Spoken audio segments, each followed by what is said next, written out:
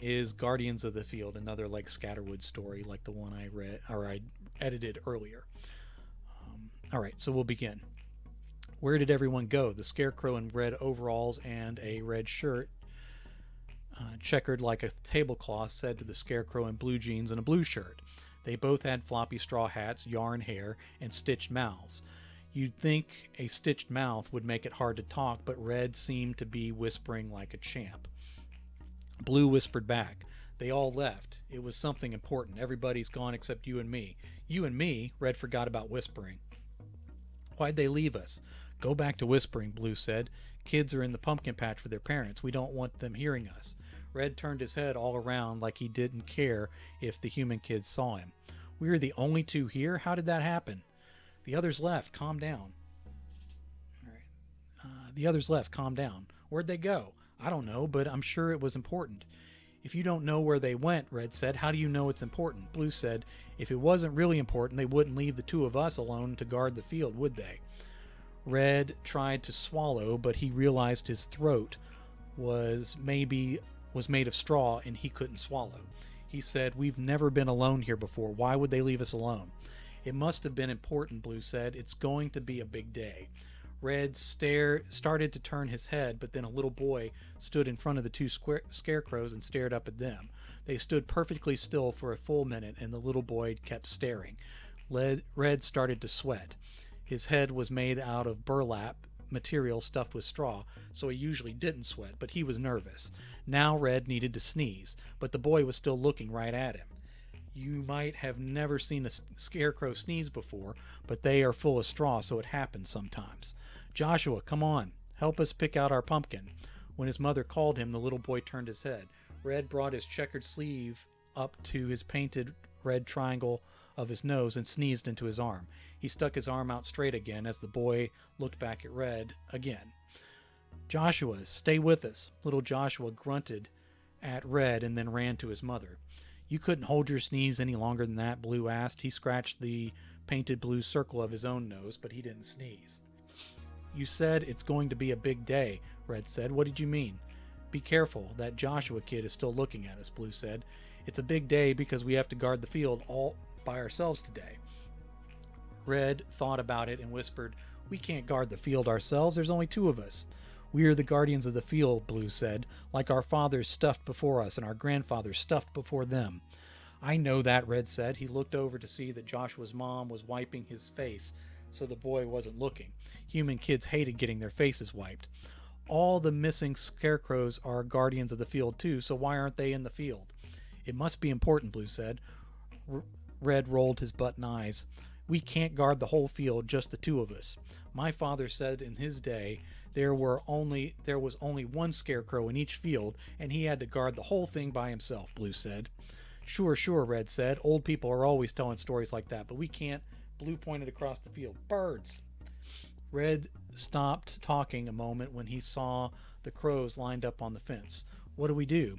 We guard the field like our fathers before us. They looked to be sure Joshua had moved on with his parents. He was nowhere to be seen, so they dropped to the ground and crawled through the pumpkins. One of the crows jumped to the ground and pecked at a vine. Red and Blue jumped out, and the crows took to the air in surprise. Get out of here, Red said. Blue shook one burlap fist at them. We'll be here if you decide to come back, dirty birds. Red stood up straight and stuck out his arms. Joshua was looking again. Blue spotted Joshua at the craft table with some other kids making instruments out of paper plates, dried corn, and glue. Blue stood up straight too. Joshua jumped up from the table and walked toward him. Here we go, Red whispered. Just don't sneeze, Blue said. Joshua, come back. Mom, the scarecrows moved. It's just the wind, she said. They're in a different part of the field now. Look. She didn't look. You just don't remember right. Stay at the craft table and finish your shaker. He glared at Red and Blue, but then walked back to the table. Blue, Red said, be quiet. He's still looking. No, Blue, look. The little girl, look. Blue looked. A little girl younger than Joshua walked up high on the top plank of the fence. The board wobbled and she wobbled. Maybe she'll be fine, Blue said. She wobbled more. I don't think so. I don't know, Red said. Joshua's still looking. He's getting glue all over the table because he's staring at us. The girl wheeled her arms in the air and the plank slipped away from the post. Joshua, his mother said, clean up that mess. Red and Blue ran for the fence. Red caught the girl before she landed on her head. Blue put the plank back into its slot on the post. Mom, they moved again, Joshua yelled with glue all over his hands. Red set the little girl on her feet in the grass outside the fence. Then they both stood up straight with their arms out again. Joshua's mom took him by the wrists and pulled him toward the bathrooms to clean his hands. The little girl's dad took her hand. She said, "The scarecrows catched me, Daddy." "Caught you," her dad said. "The scarecrows caught you, not catched. Very good imagination. Maybe they're magic." He laughed, but she looked very serious as her dad led her away. "Thank you," she said and waved. Red winked at her, which isn't easy to do with button eyes, but he did it anyway. Something crackled on the far end of the field. When he was sure Joshua wasn't looking, he turned his head. Dark shadows moved along the ground. As the sun broke through the clouds, he saw the orange scales. "Do you see them?" Red asked. Blue answered, "I sure do. Pumpkin dragons." "3 of them, and only 2 of us," Red said. "4, Blue said as he pointed at another one crawling into the field out of the woods. "What do we do?" Blue said, "We are the guardians of the field." Yeah, Red said, like everyone's stuff before us. "Come on, let's get the swords and try not to get caught on fire." Joshua would really have something to show his mother then. They picked up wooden swords hidden in the dirt and faced the 4 orange dragons. Pumpkin dragons aren't the biggest dragons, but if you're made of straw, you have to be brave to face any dragon.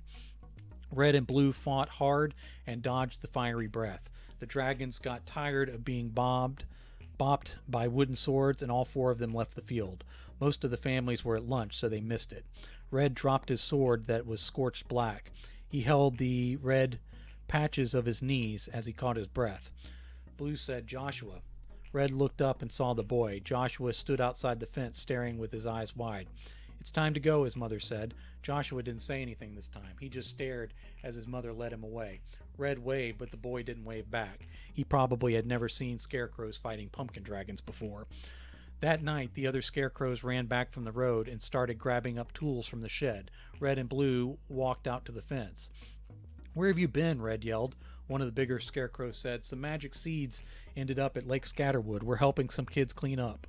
We've been here by ourselves all day," Red said. Another scarecrow said, "We have a big mess to clean up. Just scare off the birds and make sure no kids see you until we get back." As the other scarecrows ran away again with their tools, Red balled up his fists and took a deep breath to yell. Blue put his hand on Red's shoulder. "That's fine, we got it. We had to fight off 4 pumpkin dragons by ourselves." "4," Red said as they walked back to the center of the field. "I know," Blue said. "One day when we are old, we'll tell the younger scarecrows about it any time they complain about work." Red rolled his button eyes at Blue. Before he could say anything, he had another sneeze. No kids around to see or hear it. "Bless you," Blue said. "Thank you," Red responded. They guarded the field through the night like their fathers stuffed before them and their grandfathers stuffed before them.